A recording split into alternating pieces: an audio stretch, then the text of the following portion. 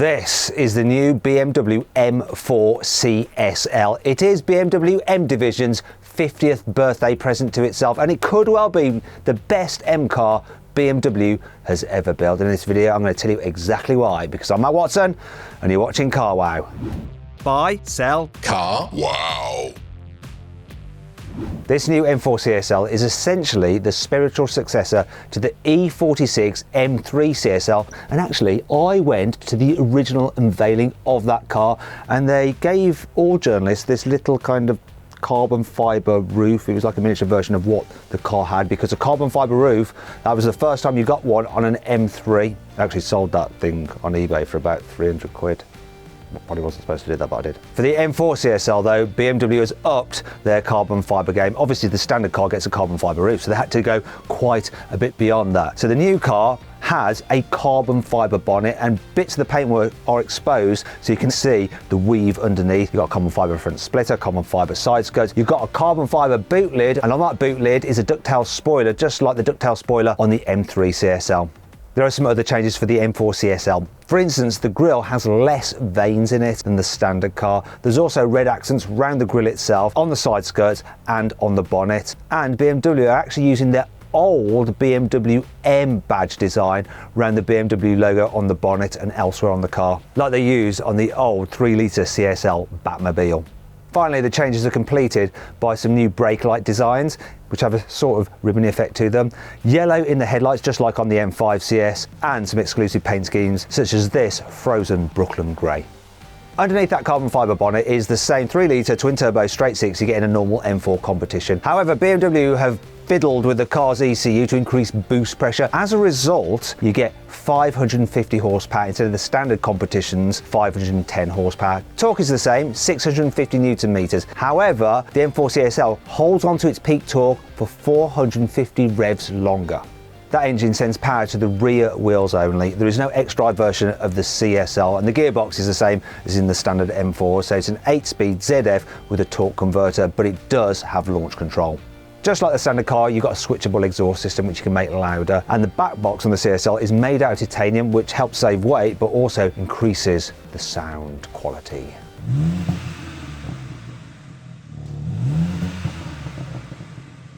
Let's talk about performance. BMW says the M4 CSL will do 0 to 60 in 3.7 seconds, which is 0.2 of a second quicker than an M4 competition. However, I've timed a normal M4 competition, did 0 to 60 this quickly. Wow, that hooked up really well for a rear-wheel drive car only. Wow! 3.66 to 60! So I'm predicting that this M4 CSL will do 0 to 60 in 3.5 seconds. I did the maths. Now I'm going to be sure to check that when I finally get the car to test drive, and to make sure you don't miss that video, subscribe to this channel, hit the bell icon to turn your notifications on, and that way you'll be alerted when I've reviewed the car and upload the video. Now the M4 CSL is not only faster at accelerating than the standard car, it also has a higher top speed.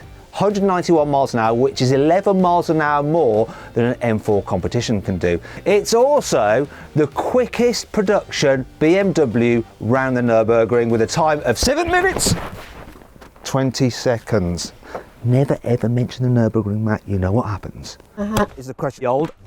BMW has fitted the M4 CSL with some unique wheels. Just like on the standard M4 competition, they're the same size, so 19 inches at the front, 20s at the rear. However, the CSL has lighter, stronger forged alloys, which you can't get on any other BMW. They also come as standard with Michelin Pilot Sport Cup 2R tyres.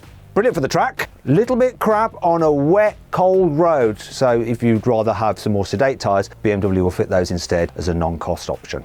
What's also no extra cost are carbon ceramic brakes, because the CSL gets them as standard, whereas on a normal M4 competition, they're part of an £8,000 pack. Now, great thing about carbon ceramics is that they improve your braking performance on track, and they reduce the unsprung mass of the car by 14 kilos. Oh, they also come with red brake calipers. Snazzy. BMW has upgraded the CSL's interior to make it feel more sporty. For instance, they got rid of the rear seats to help save some weight, and instead you just get some nets which can hold your helmet. Anyway, there's also lots of carbon fibre, got carbon fibre strip on the dash and a carbon fibre centre console, which means that the centre console is actually half the weight of the standard car centre console.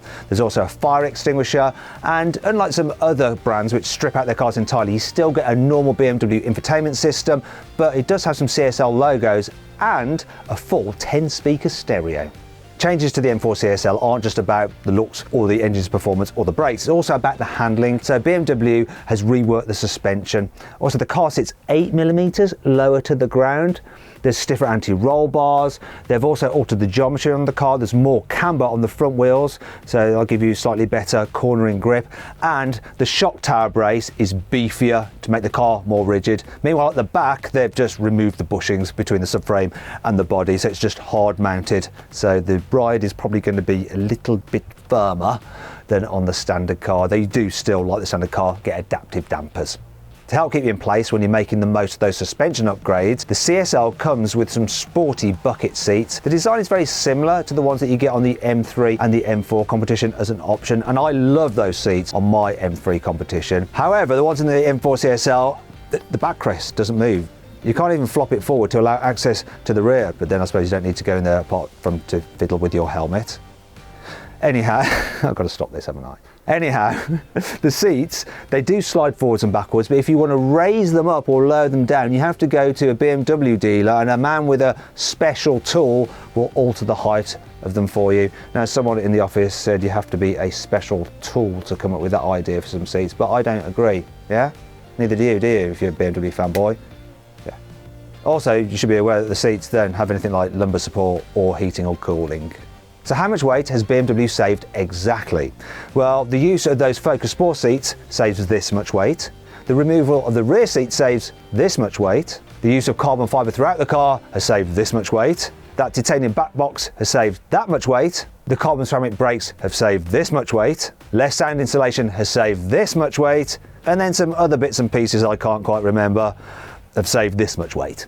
That means, in total, the M4 CSL is this much lighter than the standard car. That's quite a saving. For some reason for the M4 CSL, BMW has removed the rear cross traffic alert and self-parking systems, though you can pay extra to have them added back in. However, they have thrown in for free the M-Drive Professional Pack, which is optional on the M4 competition, which includes the M traction control system, which allows you to alter the sensitivity of the traction control. Normally it has 10 different settings, and with the M4 CSL it still has 10 different settings, and the first 5 settings are the same as on the normal M4 competition. However, the last 5 settings, which go towards the off direction, are different. They allow a bit more slip angle, a bit more fun, though just like with the M4 competition, you can turn everything off if you just want to do it yourself. You've got to be careful though, you don't want to be crashing your M4 CSL, because if you write it off, you might find it hard to get another one. Only 1,000 will ever be built, and only 100 are coming to the UK, so it's going to be rare. But then you know it's going to be expensive as well. Starting price, £126,000. That's only £5,000 less than a Porsche 911 GT3. Though to be fair, an Alfa Romeo Giulia Quadrifoglio GTA M costs £150,000. And if I'm brutally honest, I thought that the normal M3 drove better than that car anyway. Sorry if I'm fanboying again, but there you go. Still, M4 CSL, if you want one, put your name down now, because production starts in July. Anyway, I hope you all enjoyed the video. If you did, give it a like. Click on those windows there for some more videos, and on that box there to go to CarWow to see how much money you can save on a new car.